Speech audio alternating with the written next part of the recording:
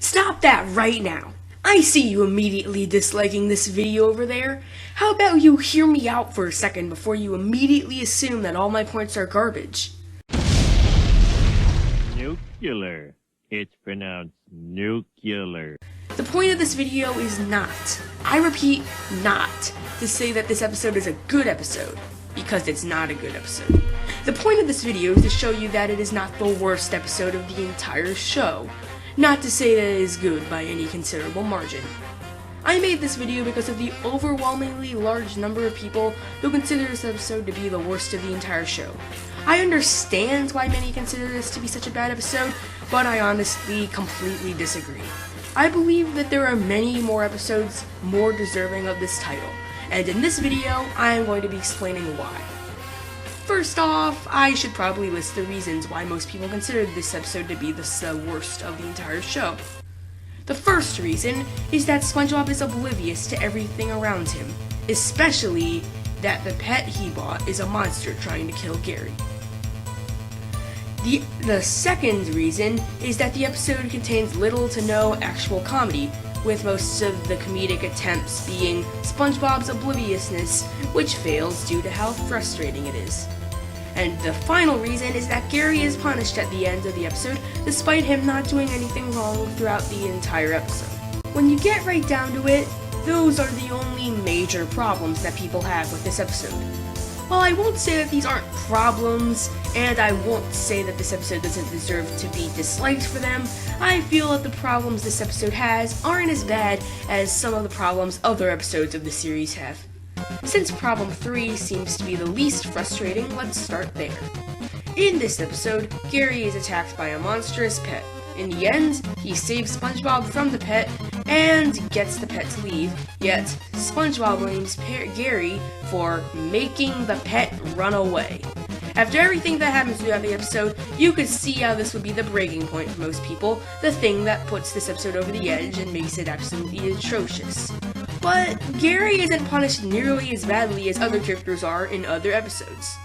Considering how characters like Squidward come out of episodes completely destroyed, even in ones where they barely did anything wrong, Gary coming out of this one relatively unharmed lessens the impact of the moment quite a bit. Not that this ending isn't frustrating, because it is, it just isn't as bad as other episodes. And that sort of phrase is something I'll be repeating quite a bit throughout this video. Now on to problem 2, the lack of comedy in this episode. If you watch this episode, the lack of any real laughs becomes incredibly apparent. And while I can't really argue against the fact that nothing in this episode makes me laugh, hardly any SpongeBob episodes from the season 6 to 8 period actually make me laugh. And don't go telling me that this episode doesn't attempt any jokes, because no matter how you look at it, SpongeBob's obliviousness to Gary's pain is intended to be a joke, even though most people don't exactly find it very funny.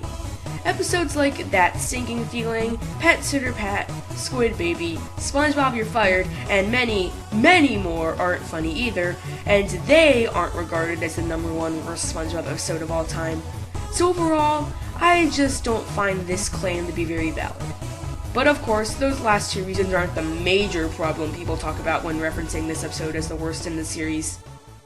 The main problem everyone has with this episode is SpongeBob's obliviousness. SpongeBob ignores the pain Gary goes through in this episode, acting like Gary is hurting the pet, instead of the obvious conclusion of it being vice versa.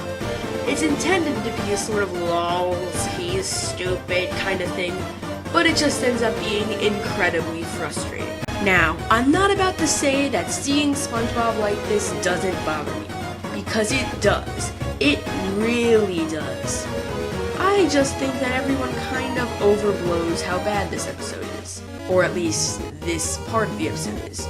Yes, SpongeBob is characterized badly in this episode, and yes, the fact that he doesn't realize when a monster is about to eat him is incredibly frustrating.